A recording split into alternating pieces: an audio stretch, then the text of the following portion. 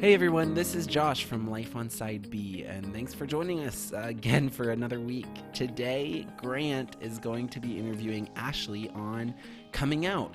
What does it mean, and what does it look like? And are there different ways of coming out? One of the best definitions I've heard thus far is probably the way Karamo Brown put it on Queer Eye when he said that Ooh. coming out is more so letting people in. And you are not going to want to miss as Ashley blows Grant's mind, well, and mine, about what it's like to come out as a bi person.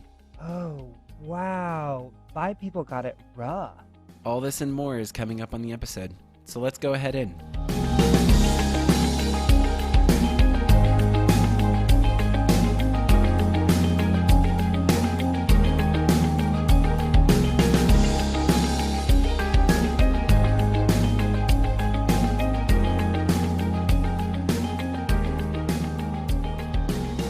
Well, this is Grant here, Life on Side B, Season 2, and I'm talking with Ashley, aka the Closeted Missionary. Hey, Ashley. Hello. Um, I have a question for you. Before Go we ahead. get started on our topic, I was seriously under the impression that you were Latina. And I it's been like years since I've known you, and I Yep. always thought this. Tell me how this happened because this is a common mistake, is it? Well, one, yes. I was telling my sister about that, and she's like, "Well, has he met you?" I was like, because she knows I have a lot of Yes, online friends. I'm like, "Oh I no, did yeah, meet you. we have met. We shared an Airbnb for the first revoice, which you admitted you had never watched my videos, and that was the first time you heard my voice and my Yes, accent." that's true. And I feel like my accent would tell you, no, she's probably not Latina. I don't know. I But you probably heard me speak Spanish and my hair. That's Yes and yes. the two things I I usually attribute it to, because even in Latin Okay. America, it's happened enough. They'll try to like guess where I'm from because my Spanish is always slightly off, but I don't have like the thick, choppy Okay. gringo accent. And they'll be Okay. like, "You're from here," or "You're from here," and it's like, I've had Americans ask me where I learned English. But I'm under the impression I'm that like, you've my had house. Latinos think that you're Latina. Is that true? Yeah. Oh, yeah.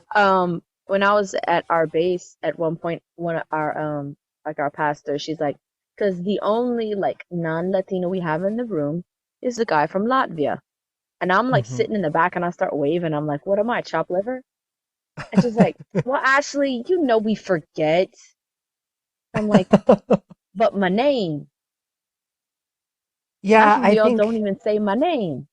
I know. I think maybe I just never made the I have a connection. very generic white name. Yeah, that's true. Yeah, I don't But know. in I don't Latin know. For America, some people reason. forget that not everyone is really dark at all. There are actually a lot of like pretty white people. So depending on where I'm at, I fit in. If I don't talk, I don't stick out too much. I don't know why. I think it's one of my spiritual gifts to fit into Yeah. Latin America. That's where God sent me, but I don't know. Yeah. Yeah, well, you had me fooled for literally years. Like two Um, years. I was, for listeners, I was sending her some of the questions we were going to talk about today, and she she sent back a message. Uh, I'm not Latina. I was like, oh, I'm glad I sent these questions to you. The topic for today is coming out, and so Ashley, I was wondering a lot about your coming out experience and about how some of your thoughts on coming out. But first, um, how would you define coming out? What do you think the phrase coming out means? Coming out, I think one of the best definitions I've heard thus far is probably the way Karamo Brown put it on Queer Eye when he said that Ooh. coming out is more so letting people in. Mm. It's when it has to do with a specific part of your life, but it's when you go and reveal a part of yourself to someone that for the most part had been hidden or unbeknownst to the person you're talking to, specifically in the area of gender Mm. and or sexuality. And whatever it is that you did to mask that aspect of your life, it's a like a peeling away of those things and letting Mm. someone into a more complete view of different parts of who you are. What has your experience been with coming out? I know your situation is kind of unique. I don't think you're out to everybody. Is that true? Exactly. That's kind of like the irony of this episode. I'm actually not fully out at the moment. Mm-hmm. Um, and my thoughts on that have changed and evolved and really had to be something that I processed over the years. On the one hand, there are different reasons why I'm not completely out as of yet. Mm-hmm. One of them being I don't want to come out to the rest of the world until I've finished coming out to my family. That's a personal thing. Mm-hmm. I think it's fair too. I'm only out to some parts of my immediate family. Um, I'm married to a man, and he's still in the process of Mm-hmm. I getting think used that to the complicates idea things. and right, because it was kind of in the midst of our marriage that I was going through this process of figuring things out. Mm-hmm. Fortunately, unfortunately, however you want to call it, I don't know. And so he's been learning and he's in a part of his process. And a lot of times when we come out to people, sometimes we want to be able to control how they react or how they view things, or we want them to come to our same conclusions, but we really do have to let someone process in their own time and in their own way. Another thing is ministry wise. I was out to my like mentor type people, the leaders over me in the ministry I worked in, Mm-hmm. but I was not out overall, I guess you could say. And being out was not a concept that they would have understood, I guess you could say. Okay. I've never really known anyone to be out in the sense that a lot of times we consider it. We had one man who's a good friend of mine. I think he's in Ecuador or Colombia right now, but he went through Exodus in Ecuador and, Oh you yeah. know, he was married to a woman and he has a couple kids and, you know, so that was a certain narrative that was shared and he was not private about his past. And that's the way that that story was shared. You know, Yeah. it was his past and he's not hiding it and something like that. But it's not that it was not a present tense thing. So if you're talking about these things, it's fine if it's past tense. Being present tense was never really something I encountered in anyone else, Mm-hmm. just to say the least. Um, Yeah. YWAM as a whole, until recently, did not have a public stance on sexuality. Yeah, except for there was like in the obscure back end of a website, you could find somewhere that it said that they believe marriage is between one man and one woman. That was it. And that Christians could struggle with homosexuality or something like that. It was Yeah, it not very sounds like a very vague specific. and unhelpful Yeah. statement. And on top of that, most YWAM bases are mostly autonomous. So Mm-hmm. each one is going to have their own policies to an extent. It was last year that the leaders of YWAM and directors actually met with Preston Sprinkle. Oh wow. And yes, Preston um, Sprinkle. That's a big step for a ministry. yes. And well, the original founder of YWAM is no longer like the acting director of it, but he said that the Lauren Cunningham himself really didn't have like an issue with the way he was presenting it, that even how people wanted to identify if that was their thing, kind of like that's kind of like how an Mm-hmm. old person's really going to see it because Lauren Cunningham is really, really old. Um, he founded YWAM in 1960 Mm-hmm. and he was a very grown person at that point. Um, so him and his wife are no longer acting directors, but they were fine. He said the more acting directors were kind of iffy on the whole identity subject, and the statement that came out was clearer but still slightly vague in that Mhm. aspect. So it's kind of a thing that I want to handle on a case by case basis. And Latin America is just a whole different jungle on top of that. Yeah. So, and that's where I want to end up in ministry in the future. So it's just kind of, it's going to be kind of like feeling out territory. I've talked to my pastor's wife here in the States, and it was kind of just like, I'm letting you know that this is where I'm at. And she's like, okay, I know people like that. It's fine. And that it just kind of stayed there. She's like, we would never reject you because of that. I know people in ministry who are like that, for lack of better terminology. It was a very short conversation. So like in the few instances and that I am out to certain people, it has gone well, but just this Mhm. overreaching public outing I have not had. And I probably Okay. won't ever, honestly. I'm not like that.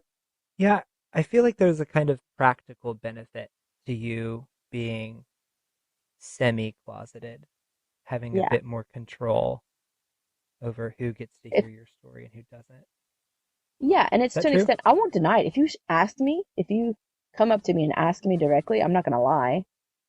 And depending on where I'm at, it's gonna be the situation of like, have you seen me? Hmm. Um, Yeah, that's usually my question too. but me being married to a man, a lot of times I've encountered people that are like, I kind of thought maybe, but then you were married, so they kind of canceled it out in their brain. Yeah, Who knows? that does really complicate things. Speaking of coming out, how is your coming out journey different being married to a man?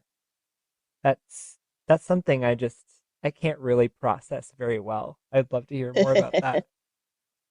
Well, in and of itself, I wouldn't say that I'm. What do you want to say? I'm not a Kinsey 6. Okay. Um, Yes, I I should have jokingly asked say that. Yes. I jokingly say that I'm a 4.5. Oh, okay. Um, 4.5.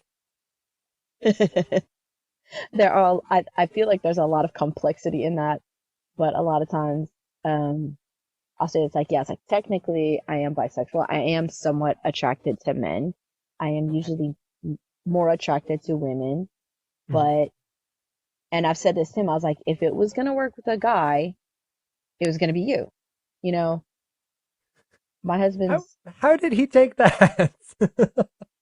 that was a more recent conversation. He's taken that a lot better Okay. now. That's Um, sweet. yeah, it is.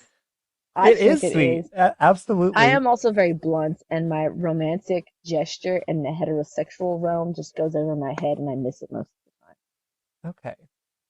I remember when we got engaged was when I started realizing I'm like, I don't relate to my boyfriend the same way that other girls relate to their boyfriend. Hmm. I'm like, it was me noticing it, and other people too. I had people talking about us behind my back saying like it doesn't seem like Ashley's really she doesn't I don't know if she really likes him, and saying that like I didn't love him, Oh, or I didn't love him as much as he loved me. Yeah, it was. drama. I found out about this later. I'm like, y'all don't even know me, and other things that I'm just not gonna say to y'all, like none of your business, for Yeah. starters. But it's just things that I'm like other people can see it, you know, and me not knowing, I'm like, okay, yeah, why do I act this way with girls and not this way with boys, you know? Um, I feel like I was straighter as a teenager. I don't know if that means anything. Um, Uh, yeah, what do you mean by that? I was never boy crazy, and I was very proud of that fact in my Puritan youth group self. But Hmm. I was very proud of not being crazy about girls either. I was like, I have so right, much yeah, self-control. I'm right. so holy. But let's see. So it's like I would say the first time that I asked myself the question, does such and such thing mean I'm gay? I was 10 years old. And then after that, I completely shut it out of my mind until I was 21. Oh, wow. 11 years. Yeah. Like I never said the words verbally. Like even when I was 10, I wrote it in a journal and then like 2 years later went and scratched it out in case anyone ever found it, you know? But I still remember that journal entry. Okay. Yeah. It was like my Wow. first diary. I wrote it in there. And then, like I said, when I was like 12, I was looking through it again. I was like, oh, that's still there. And I took like a pen and I just scratched it out really dark. Oh, wow. Okay. When was the first time that you came out to anyone? Um, 21.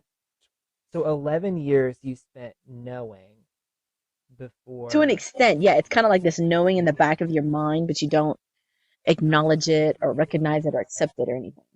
So yeah, it was like to an extent, I always kind of knew. I always really did know, but never. I didn't accept it. I was like Christians. It's just that thought that I think a lot of people who grew up Christian think. And I think I read it the other day. Something you sent that you're going to present to youth leaders or something. Hmm. You Yep. said that good Christians weren't gay, so you couldn't be gay. Yeah. You know. So I thought it was like, oh, I just have like some really, I have some kind of perverted problem. You know, I'm not actually gay.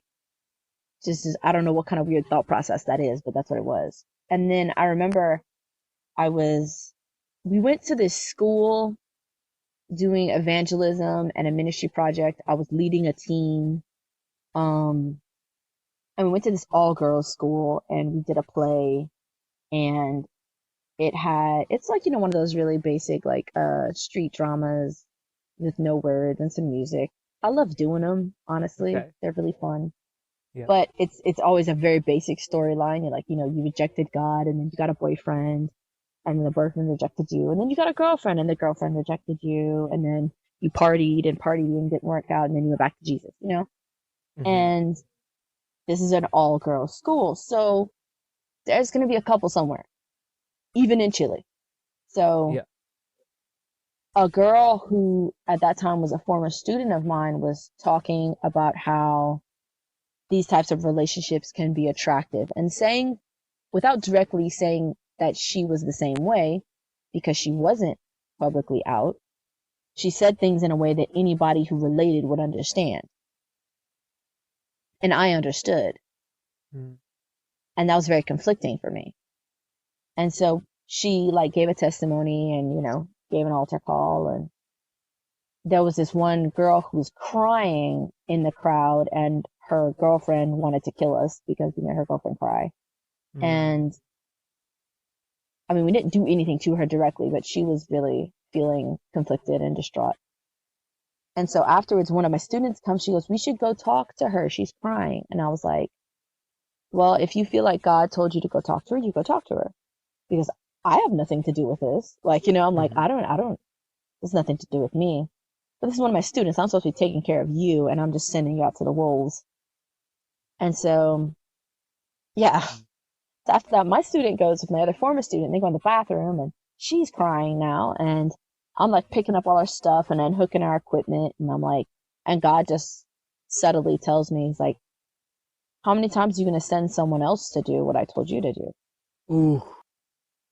You could have said something. Ooh. That sounds just like the Lord. You could have said something. Oh, yeah. And that's Mm. something I find very interesting about my process and all of this. It's always been God who's been the one who pushed me to figure this out. Otherwise, it could have stayed in that old diary that I scratched out till I have grandkids, you know? Yeah. And at that, I was just Yeah. very confused. I was like, well, what does any of this mean? And later that night, like hours later, we're at the church and my student, she's like talking about why she was crying and why she felt conflicted because she had a girlfriend at some point and she felt like she was in the same position. And then my former student like looks at her to try to like make her feel better. She's like, I've been there too. And she looks at me because she's worried about what I'm going to think of her. And I just like look like a deer in the headlights. And we're the only three people in the room. But I felt like it was God looking at me like, it's okay. I was like, yeah, I've been there too. And then they continued talking. I said nothing for the rest of the night. Like nothing. Nothing at all. I was just Mm. stone silent till the next day. And then that started everything. This feels like a very uh Jonah story. like eventually God gets you to do it and you go there and then you do like bare minimum. Yeah. He's like, fine, I'll go. And Yeah, then that's true. I gets don't know. there and he's like whispering in the streets of Nineveh, like, hey, maybe you should repent. Like bare minimum. That sort of feels like your Yeah, experience because it's then. also like I grew up very conservative. I'm homeschooled. I grew up in the South. I don't even know. Yeah, I've been there too. I didn't even know what that meant. Like, Mm. I didn't know what any of it meant. I was too ignorant and too scared to put anything into words. There was something really interesting you said. It has always been God who's been the one pushing you to explore and to find this out about yourself and to bring it to the light. And I think that's so counter to what a lot of people think about LGBT people. Like, I know in my cultural context, a lot of the time, religious people sort of assume that LGBT people finding something out about themselves is them walking away from God Yeah. or getting wrapped up um, in things that are wrong, wrapped up in sin. But for you, it really felt like God was there pushing you and leading you into the light, and that was sort of your experience. Is that true? Yes, God's definitely been holding my hand this entire time, being like, Mm, He was gonna figure this out. Well, not gonna figure this out with me because He already understands it all. Help me to figure out what it means for me, because mm, sometimes it was a there were things like that I didn't understand about myself, and I knew that that was a reality in my life. And so, temptation aside, when you try to deny that there's a problem, you know, or deny that something's there, it's gonna almost come up more. And it's not gonna be healthy for my marriage mm, to lie to myself and say that I used to be same sex attracted and irresponsibly in immaturity pursue friendships where I'm being tempted because I'm not same sex attracted anymore. mhm. It's like that's on the one hand. I'm like, I know all of y'all mean well trying to help me and tell me I'm not like that anymore. But that's just not true. Yeah, And that was another thing that always helped me. I'm like, it's just not I want to I want I want my testimony to be true. I want what I'm mm, saying about myself to be true. I don't want to have to like change details. And I mean, to an extent, being closeted, I still sometimes do. But most of the time, if instead of changing details, I'll use a different part of the story if I can't use that part because I want yeah. to be an honest reflection of what God's doing in my life and how He's done it.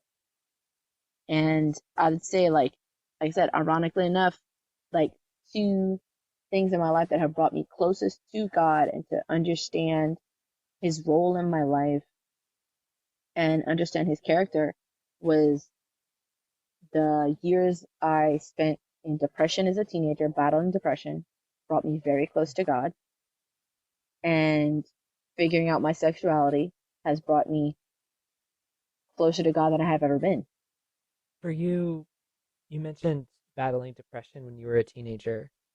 How I know mental health is often sort of wrapped up in journeys of self-discovery, uh, especially coming out stories. I know that's been something I have dealt with in my own story too. But how do you feel like what's the relationship between your mental health journey and your coming out journey? Are they related?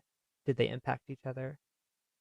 Yes and no. I would say mostly no because I had too much going on in my family life and in my mental health to even register my sexuality, which is why I feel like I probably dealt with it so much later and after I was out of the house because I was at that point coming out of that stage of life and I was more free to be myself and see parts of myself as opposed to just this surviving that I was doing. and I was more equipped to figure myself out. I would say just I would say that probably consistently trying to mask something adds to any depressive state you're in. Yeah. Um, because whether or not I recognized it and I didn't, I do remember not as a kid so much, but more getting older, consistently always wanting to make sure nobody thought I was gay, Yeah. you know? So that is just an extra mental load, I think, Mm, that definitely didn't help. But no, I don't think it was really directly related. It was a lot more family issues. yeah. I think maybe they seem really connected for me because a lot of my journey with like wrestling with depression and anxiety in high school, I Hmm. think I convinced myself that experiencing depression and anxiety was my way of atoning for being gay. Like Wow. maybe maybe God was happier with me if I felt If bad. you were sad about it. Yeah. So I don't know if there's been ever a moment where you've felt something like that. I think that's kind of a twisted lie that can come out of those two journeys happening simultaneously. I think that that certain thought pattern probably came later because I would definitely say that like my journey with sexuality probably has like two parts because like I said at 21 was the first time I ever mentioned it, Hmm. and at that point the way I worded it, and like I said it was like the first time I came out, the way I worded it to anybody else that I talked to was I I've been there. I was at this point I'm engaged to a man, like I must be fine. It was this all this past tense talk, and it was usually this one and done small conversation. I remember after that initial conversation I had about a month where I did just kind of spiral. I didn't know what to think about myself. I felt like because like I said, I had been in denial for so long that all of a sudden these memories started coming back and just recognizing things Mm. that were obviously sexuality that Yeah. I hadn't seen before. And so it's like a lot of new information about myself, and it scared me. Yeah. Plus, I felt like the worst of sinners. Um, I felt like a terrible person. It's I weird went how to my you can leader and I like was like, I, block out parts of your life and forget about them and then remember them yep. like years later. That's so Hmm. crazy. And so like I went to my leader and I'm like, I need to confess and tell you that like I used to be attracted to women as like, and it's not like I just fell in love with this one person. It was a freak thing. I was like, I'm pretty sure I was consistently attracted to women for a long time, and I, I'm a leader in in our dorm house. I'm like, I need you to know that. She's like, I don't judge anybody off of who they were at some point in their life. She's like, this is a non-issue. I was like, so that being the first conversation that I had with someone in authority was very relieving, Mm. but I wasn't in a place to actually have a proper conversation. I didn't even know what I was saying, Yeah. I would say for the most part, but being met with it's okay. You're okay. You're not any less for any of this. You're fine. Go pray about it and move on. You know, it Yeah. it was good for me at that point in my life. And then, like I said, I was engaged. So after I had this little meltdown and this processing, I did like go tell my then fiance. I was like, hey, I was like, I was never really a lesbian, but I guess I was kind of bisexual or something. Um, Okay. yeah, I Strong. am blunt to a fault at moments, Yeah. especially when I'm nervous and I don't know how to like broach a subject. I just dump it. And Yeah. he's like, yeah, he's like, but you're with me now. I'm like, yeah. He's like, and we're good. I'm like, yeah. Like, okay. Um, that's cool. Wow. Like, great. Um, I'm sure like him, it was like it's just it's a non thing. It's like you're with me now. You're better, you know. Yeah. And that's the way I saw it too. So it was like for us, it's like yeah, it's a thing of the past. It's part of my testimony. I used to like girls, you know, and that's just kind of the way I left it for probably about 3 years, Wow. like into like my first year of marriage, So there seems to and that's when I be was like a progression, a subtle progression. There's like different levels right. of vulnerability. Like at Hmm. first With myself. you were like you knew it about yourself, but you like quickly buried it, and then you knew it, but you didn't tell anybody, and then you told people that you used to deal with same-sex attraction, and then you started using sexual identity language, but all still in the past. And then where are you now? Has that sort of been the progression, and where are you now? Yeah, like I said, that was the progression probably up until the point where, because like, and I said I used to be because of that point. I hadn't been attracted to anybody in a really long time, at all. Oh, that's Uh, interesting. yeah, so What's for me, it's that like, yeah, of course like? it's yeah. Like I said, Oh I my had a gosh. really strong bout with depression. I went through counseling and deliverance and all this type of stuff about a year before I left home. Yeah. So the year before I left the country was a lot of trying to, what are emotions like? What is tired Yeah. like? What is sad like? What is Mm. um a normal level of nervousness or anxiety? You know, just trying to get my emotional balance back because I had been so off kilter for so long. Yeah. I was completely concentrated on other things. Um, and then I left the country and I went into missions, and it was kind of like just like I said, I was just my mind was completely set on other things, and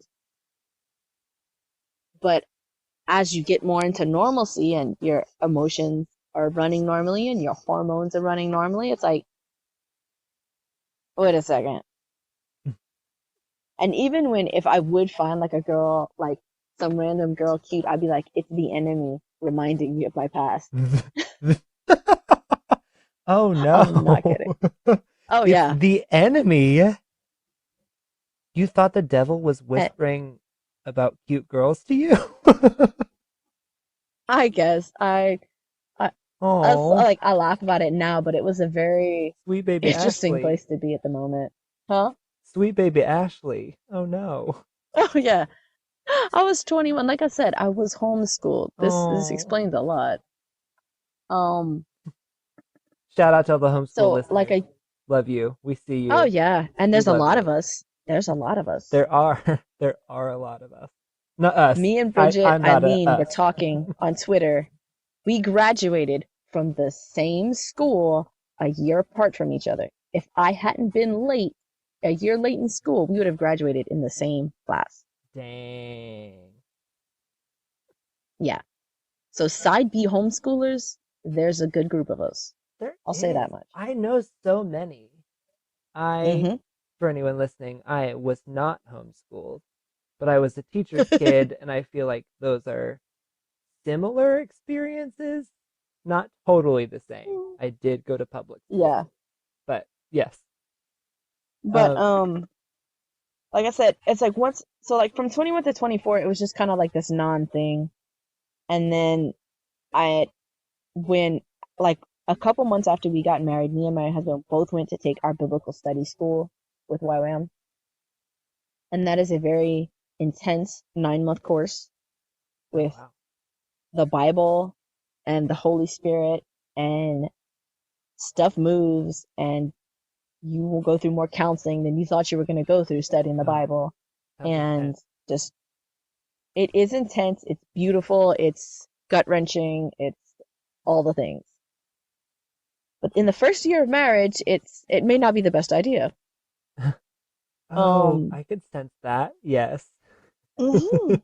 I thought it was a good idea at the time. Yeah. First year of marriage is always hard. Right, so cross cultural first year of marriage. Oh yes, you're not Latina. Yes. Yeah. I'm not Latina. My husband That is. yes. Um, the intensives of studying, of being in school, personality differences. I'm an introvert. He's an extrovert. He's very sanguine. I'm more of a, what's the word? Whatever the chill personality is. I don't know. Melancholy? Is that it? Not that one, the other one. Phlegmatic. Okay, I have forgotten what all those words Peaceful. mean. Yes. Okay, Anyway, so phlegmatic. you got Sounds like you personality got a cold. complex plus this underlying sexuality that I don't know makes a difference. I Yeah. don't, that's the thing. Like, it's like sexuality. So it's like, that's who I'm attracted to. And if the Bible didn't matter who I would have sex with, what does that have to do with anything? You know, I didn't understand that actually has like effects in your like emotional processes and how you relate to people in general. I didn't know it had to do with anything. Wow. And I learned that, Yeah. so I there's all can these imagine you differences. did. Yeah.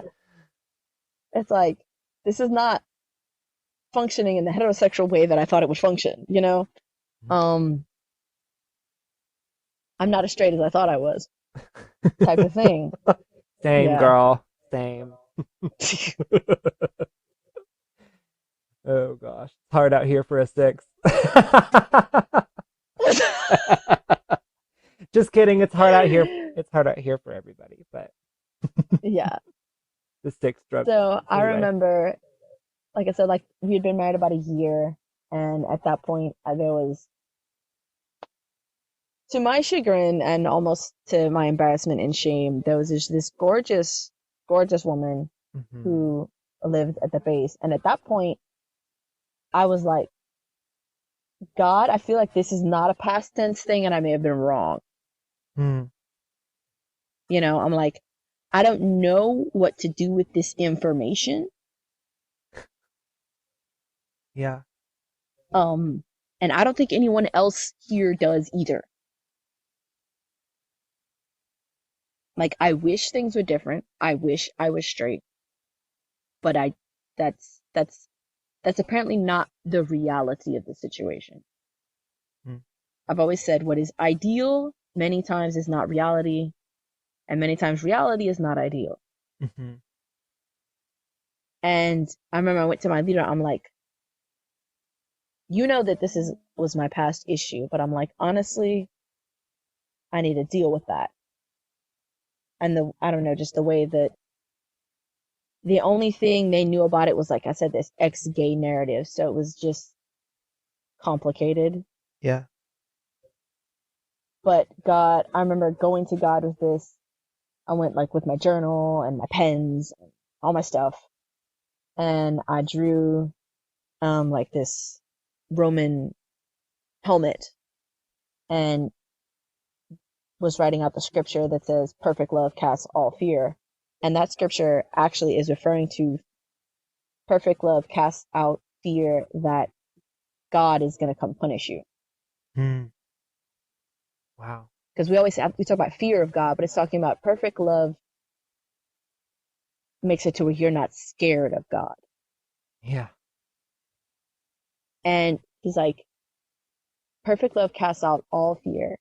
You don't have to be afraid of me with this. You want to do my will. You want to do right by me. You want to do the right thing. Your heart's in the right place. You just have to figure this out. And that's not bad. That's not dangerous. That doesn't make me less worthy of being in ministry. And that was because for a long time, ministry was very much so where my identity was. Yeah. We always talk about our identity needing to be in Christ, but, and about, different LGBT people, their identity being in something else. But truth be told, a lot of people that are in ministry, we don't want to come out because we don't want to lose our position in ministry, because that's where our identity really is. That's your hard pill for the day. Yeah. Yeah. I think it's really easy in a ministry job to convince yourself that your identity is solidly in Christ when it's actually in being a Christian. Just like it's Yeah. very subtle, but very, very wrong. Um, Yeah. because then you start to believe like, oh, how can I be the best Christian and make sure that my identity is secure when actually, the work has already finished. Right, your Yeah. And we identity think we in need Christ to is secure. be the best, whatever, youth pastor, children's minister, Hmm. missionary, to be able to make up for whatever you feel like your past was, and then the crashing reality of not what your past was, but of what your current reality and temptations are. Yeah, And if you grow up with that idea that this is the worst thing you could ever be tempted with, it really takes a toll on you. yeah, It's like I'm a sucky missionary yeah. because I'm attracted to the same sex. You mentioned some of those verses from First John that were really impactful for you. Um, Perfect love casts out fear. Are there any other biblical passages that you think are really applicable to the topic of coming out? Does the Bible speak about coming out or have anything to say about coming out? It's like one of those things where I feel like it doesn't talk about it directly, obviously, Yeah, but I would say most any scripture that you could apply to truth telling and being honest and speaking the truth, you could apply to that. yeah, And not only that, there's no part of the Bible that requires of us or asks of us to hide any part of ourselves, not even our flaws or our fallen nature. yeah, Come as you are doesn't mean that, like, yeah, God accepts your mistakes or your flaws or your temptations. Come as you are means none of it matters. And God accepts you as is. It says Christ died for us even when we were sinners. mm, There's there's no there's no part of the Bible that says like, well, you're supposed to hide that one part of you. There's a part of you you're supposed to hide from people. There's a part of you you're supposed to not tell people about. If it's in there, I've not seen it. yeah. You I know, haven't seen it either, but so it's like I said, it's there's not okay. really much you could say that comes directly that says people should come out, and because that is always a personal decision, Hmm. and no one has to. But if someone wants to say that they want to because they feel like that's just the most truthful they can be, I don't think there's any scriptural thing that you could tell them to convince them not to, Yeah, or any godly reason why they shouldn't share that with people. yeah. That's something How else I you wanted. share it, that's something else. But Yeah, I don't really think there's anything that we should be afraid to tell our brothers and sisters in Christ. yeah. Good. That's something else I wanted to talk to you about. I think I coming out was such an important part of my life and my experience. It's sort of like the move from darkness to light, from Hmm. shame to freedom. It really mirrored my conversion and also helped me to Okay. understand it better. But I Yeah. think sometimes that can lead me to think that coming out is like the epitome of the LGBT life. And like Hmm. people who don't come out fully aren't experiencing the fullness of what it means to be a sexual or gender minority. And I know that that's Hmm. wrong. I know that coming out is very personal. And I know you're not out to everybody. So I don't know if there's a question there, but do you have any thoughts about that? About thinking that coming out is like the ultimate gay experience or queer experience? I do actually. Um, Not that it was the ultimate experience, but I did feel that way a long time, and like processing like, will I come out? How am I gonna do it? When should I do it? I think I'm ready, and then realizing I really wasn't. Hmm. Um, because I feel like for those of us, because some of us, our sexuality bears very little on anything other aspect of our lives. Um, for those of us who are kind of gender non-conforming, it's almost the easy route to come out first because you feel like it's going to answer everybody's questions and no one's going to say anything about the fact that now you dress different. Mm. Um, but for those of us who are introverts, it's not always going to work out the same way. Um, I'm a private person in general in my life, so I don't know why I thought that somehow with this I wasn't going to be. I was looking at everybody else's experience, everybody else's coming out experience, and I wanted that. Mm. I'm like, I want to live genuinely like that. I want to be able to live openly, honestly like that, you know? And just going back and forth on that. And I finally came to this point, I'm like, I don't owe that to anybody. I don't Yeah. owe my truth, my story, my testimony to anybody. If they want to come and ask me for it, I'll gladly tell them. But I don't need to come out because so other people won't have any questions. I'm just going to live genuinely without a Facebook post. Yeah. I'm going to dress how I want. Now, I'm not going to wait till I come out. I'm going to, at this point in my life, most people probably say I'm more of an ally or whatever to the LGBT community. I don't really take much bashing of the community in public. Like, don't say that. That's not nice, and different things like that. I'm like, I'm not gonna live with that of all those layers that I would do. Of like, I need to do everything I can so no one thinks I'm gay. I'm like, well, if people think I'm gay, they're right. Whatever. I don't. My entire life, I've always said that I didn't care what people think, and I really do. Mm. Um, to an extent, I don't care. Like, if you don't like Star Trek nerds, or if you don't like the music I listen to, go away. Like, I don't care. But Okay. Noted. yeah, Yeah. but if what I think you think of me has bearing on who I am as a person, I do care about that. If you Yeah. think I'm a dishonest person, that's going to hurt my feelings. 'Cause I'm a very honest person. If you think I'm unkind, that's going to hurt my feelings because I am kind, even though I kind of do have RBF, you know. Um, I don't think you have RBF. it depends I on the day. You I guys get the very smiley, happy version of I me. guess that's true. I mean, whenever I see you, you're usually surrounded by queer people, and that can warm the coldest of hearts.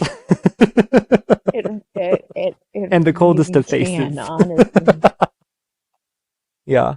I remember when we were all in that house for the first Revoice, there was like what 16 of us in that one Yeah. Airbnb. We weren't in there often because we're doing a million different things and Hmm. burned ourselves out completely. But we were all in there, and I remember when we had dinner and we um we actually all prayed for my husband that night because he said he wanted to have more compassion and understanding for the Yeah. community. And I remember Melinda Malone was with us, Hmm. and she said something. She's like, you probably feel the most yourself right now than you do in maybe other parts of your life. And that's true to an extent. It's not that like, no, if everyone doesn't know I'm not fully myself, I'm like, no, I am. But in certain moments when you have to hide a certain part of yourself, you feel it, even though it may not be pertain to the situation even. Like it Yeah. doesn't matter in the situation that you're in, but you feel it, you know it. Um, but like I said, within the past year, I remember last year, like I said, my word from God was to rest and to trust Him. And part of that was changing my wardrobe, was buying new clothes, getting rid of a lot of emergency girly clothes that I had, which may sound dumb. Emergency girly But clothes? Yeah, like if I needed it, like if I had to go somewhere where I had to dress that way or something, I just had like clothes that I don't wear sitting in my closet. Oh, okay. Um, yeah. A couple like frilly blouses and just some old t-shirts that don't fit anymore because I've been working out and so the shoulder like is up on my neck and it doesn't even Ooh, look right. good for you. Um, and I got rid of like I think it was around the end of the year. I'm like I'm gonna get rid of it. One, it doesn't fit. Two, it doesn't look right anymore because I'm used to being myself and wearing what I want, and I had to learn to trust God in that because for me it was a scary step. I remember it would be like I would go that way if I was by myself or with my sister or with my friend. And if me and my husband were gonna have like a date night, I'd I'd find something else to wear, you know. And I remember last year for Valentine's was the first time that I went out in like a button-down shirt and shoes, like normal shoes, not like heels or something. And I remember telling myself I never thought I'd be able to go out on a romantic date with a guy like Mm, this. A lot of times we assume it's like if we're going to be like that, then, being our full queer selves and all this, it's like I thought the only way that that would ever happen would, just be in some other life that didn't exist. I'm like, no, I can be myself in this life. It may take people time, but God loves me. My husband loves me.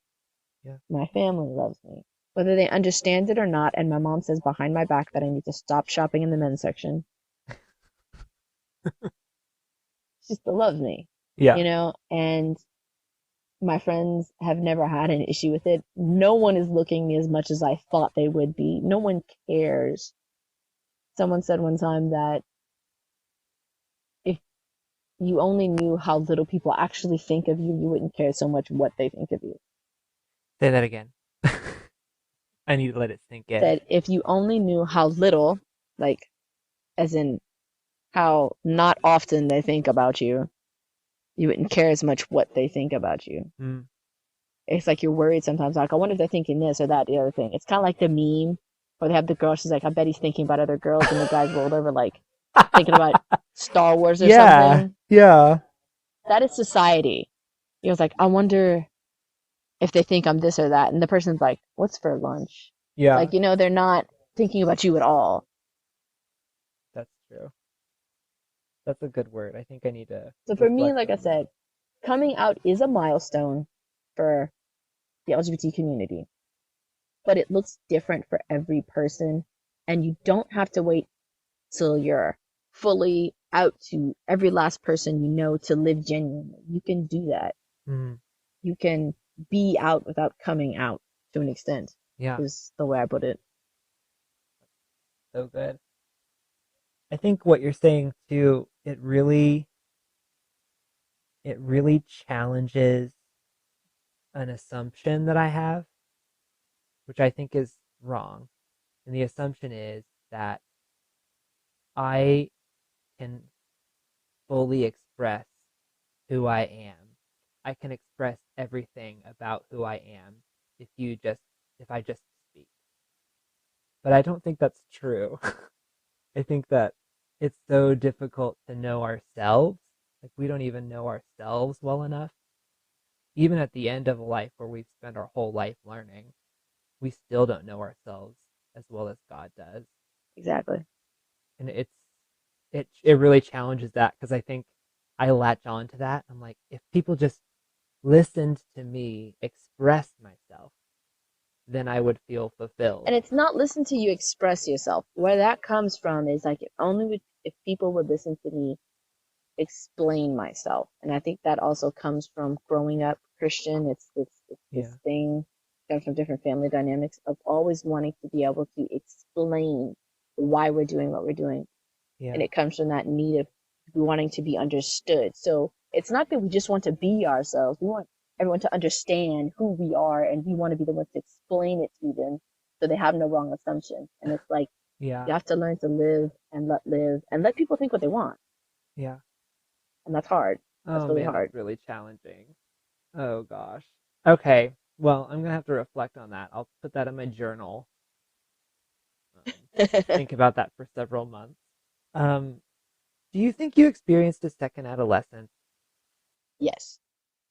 Tell me about, let's In short, compare experiences yes. because I went through that, I think, for the past few years. You can ask my friends. I think I called a lot of friends crying about boys over the past few years. Um, so I'm hmm pretty sure that was my second adolescence. I hope there's not a third. What was yours like? I've talked to some of the different girls in the community about this. We've talked about it a few times.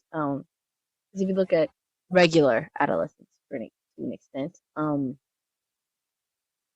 like if you look at how kids develop crushes and romantic interests from the ages of like 10 to 20, for example. Um, when they're very young in the preteen years, they don't even know what's going on. It's just all of a sudden their eyes are open and everyone's beautiful. It's like my little brother, I say my little brother, he's married, he's well into his 20s at this point. Okay. I remember when he was like 9, maybe 8 or 9, I was like, you like girls, don't you? You know, you know how when you're a kid, you're like, no, girls are icky. Yeah, I found And that really easy. he just kept saying, yeah, I know, you probably still think that. Um, No. and so I kept like pushing it. It was just the two of us outside, like on the trampoline or something. So he's like 8 or 9, so I'm like 12. And I'm like, you like girls, you like girls. And I kept pushing him. And he just looked at me finally, like with this look on his face of like, they're just so pretty. Like, it's not my fault. You know, he didn't know how else to express it. Like, that was the only thing he could say. He was like, they're just so pretty. And I was Uh-huh. like, and I've always reflected back on that. It's just this What did you say innocent state of, outwardly and what did you think inwardly? That's what I want to know. oh, outwardly, I was like, I knew it. Like, Uh-huh. there was no hiding it because I can't remember who it was. There was a girl he liked and we all knew.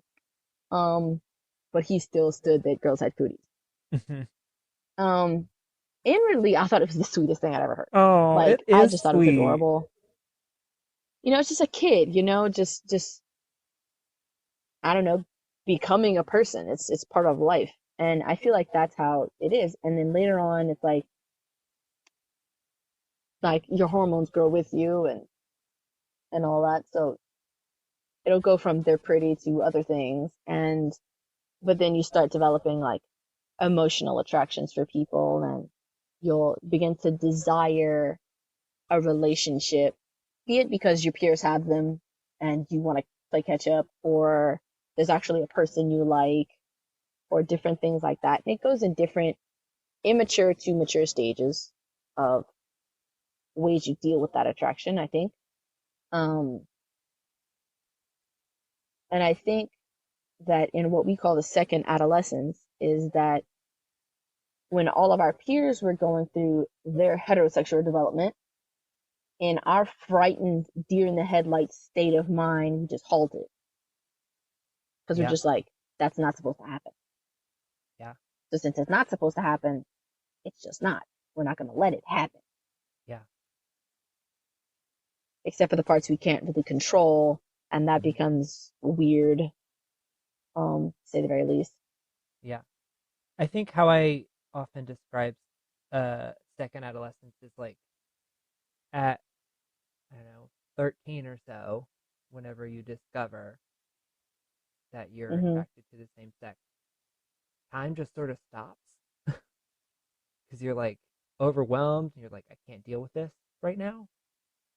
And then you just don't deal with it for like And it's not years. just not, yeah, not just not dealing with it because over time, through experience, you learn. That's because you never learn to process those emotions, Mhm. and you get to be 20 years old or however old, and now you're allowing yourself to have those emotions that you never learned to deal with them. You still don't know how to deal with them. Yeah. And it's And like opening the you just, floodgate.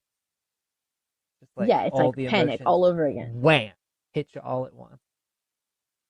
Right, exactly. So everything you not only is it just lack of knowledge and experience of like you have no idea what to do with this,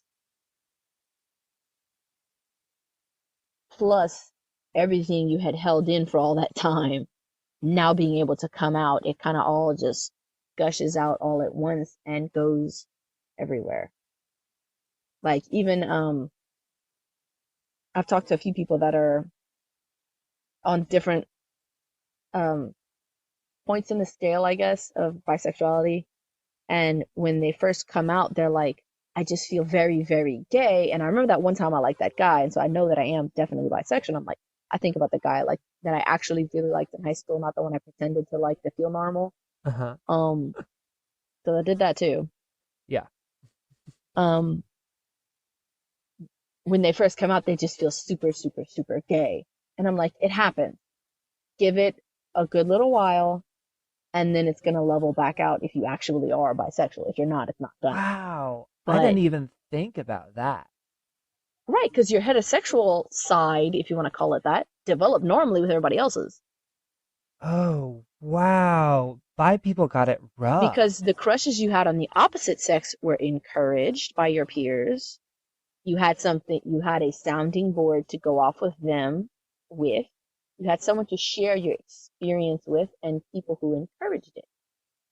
But for the Wow. other side of your sexuality, there was no sounding board, there were no peers, there was just this silence in your room with your diary, and that's it. Like, and nowadays it's probably silence, diary, and YouTube. Oh my goodness. I didn't even think about the difference between experiencing adolescence for opposite sex attraction and then experiencing adolescence for same sex attraction. That is blowing my Oh mind. yeah, it's super fun. So it's literally like the second because you didn't go through the first time. No, it's second because it's a second time. Wow. Okay, yeah, because Right, all over again. I just, I think my experience has been so one dimensional because I just like Right. didn't process through those feelings and then I did. But you like processed Mm-hmm. half your feelings Some of them. or a lot of feelings, maybe not even just half, but like 100% of your some feelings. And then you had to Mm-hmm. process all those other feelings Right. and like how they relate to your other feelings later. That is nuts. And how they're different. And is that important? Is that not important? Why is it different? Blah blah blah blah. A ton of stuff. Yeah. A ton of stuff. Wow. That's really helpful. Yeah, that's blown my mind. Thank you for sharing that. You're welcome. I remember when I finally was, like I said, once I got to the point where I was like 24 or something, I was like, okay, now I'm really gonna figure this out. I really need. I never wanted to know about the LGBT community because I knew I was gonna feel compassion for them, and I might end up affirming or something, and that was scary at that point. Yeah. Um, I sound past me sounds like a terrible person in this interview. I feel. Um, No, have grace for your past me's. They're all so oh, sweet. I do all the time. That's why I have so much grace for so many people now. I'm like, oh, you should have heard me a few years ago. Um, But I remember, I still had hope. I was like, okay, this isn't part of my past. This is part of my present, but God can still change that. That's where I was. Yeah. Um, God can still make me fully straight. That's what I want. Uh-huh. And part of the reason I wanted that was because I felt like I couldn't fully love my husband if I wasn't fully straight. I felt like it was gonna be an issue. Oh. And I remember I went through like months where I listened to that first Lauren Daigle album every single day when I was Oh. praying in the morning and just flipping through Tumblr, looking at different random things of information of parts of a community that I had never interacted with at all. And I came across the definition of bisexuality that says that it is the capacity to be attracted to both my same gender and genders different than my own, but not necessarily at the same time, in the same capacity, or in the same way. Oh, very helpful. Very helpful because Yeah. my attractions to both genders are different. And I remember crying that morning in my, it was Oh, like, it was in my meditation time. It was in my quiet time. I think it was, I think it was LGBT History Month or something. Um, and God told me I could love my husband just the way I am and be the wife that I was supposed to be for him, mm, just how I am. I yeah. didn't need to be straight to do that. Wow. And that broke me because I'm like, okay, then, so what do I do now? Like, um, yeah. Yeah. Uh, but yeah, that was like, that's when I feel like you said my process had just different, like these different phases. I feel like that's around 24 was when it really actually started because that's when I was like, okay, now I am. Because every time other time it was like, okay, this is a thing. And I just leave it alone. And I was like, I need to deal with this. I need to figure this out. And I obsessed about it for a couple years after that. Yeah. I was determined. So Yeah. coming out to myself was a very long and weighty process. Yeah. Man, there is a real significant coming out to yourself before there's a coming out to anybody else, huh? Yes, it's coming out to yourself when you finally recognize what you probably have known for a minute. Um, Yeah. Alone in your room or in the bathroom in the dark, where you, for the first time, say out loud to yourself or write it down in a journal, I'm this or I feel this way. Whether you say I'm same sex attracted or I struggle with homosexuality or I'm gay, whatever you say, Yeah. however it is that you need to word your truth, the first time you say it out loud is something that I think everyone probably remembers the first time they did. Yeah. And it's important. And then obviously kind of the same you say that's you don't need to come out to God after that. It's like, well, you do, because you need to go have a conversation with him about that. And Yeah. for those of us who grew up in the faith, we do that. We had that one time alone, like I said, in the bathroom or in our room where we like looked in the mirror or sat in the dark and said it. And then we go pray about it obsessively for a hot minute Yeah. before we ever tell anybody. It's it's you really I think people want to say that coming out is like, well, now I'm telling the world who I am. But a lot of times we don't take the time to figure out who we are first. Last question is, Okay. do you, and this is the biggie, this is the Hmm. big one, for people who are listening who are maybe wanting some advice on how to come out or when to come out, to whom they should come out. Um, do you have any thoughts for them, advice for them? Mm, for those discerning who to come out to, um, you have probably already identified those safe people. Um, we're just always alert. The person who says all the gay jokes is probably not that person, um, Yeah. even if we want them to be. Um, we know the people who speak with grace about minorities and people on the edges and people who struggle with different things, um, people who love genuinely. We usually can see those people from pretty far away. Um, I remember from the time I got back to the States at that point, I left when my sister was 9 and I came back when she was 16. So she was a child when I left and pretty grown when I came back. And I would hear her talk about her gay friends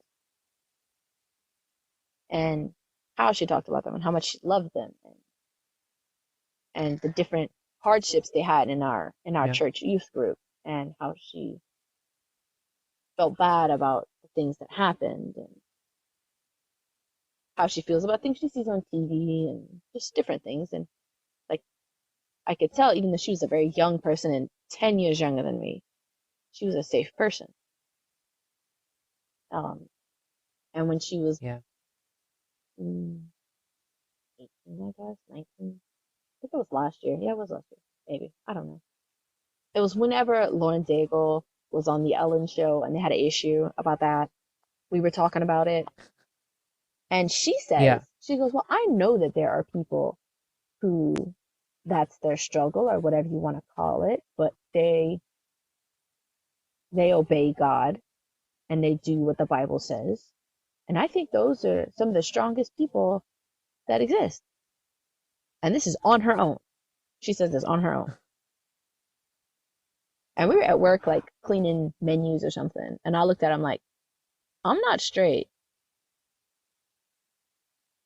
And she's like cleaning menus and she just keeps wiping. And she's like, oh,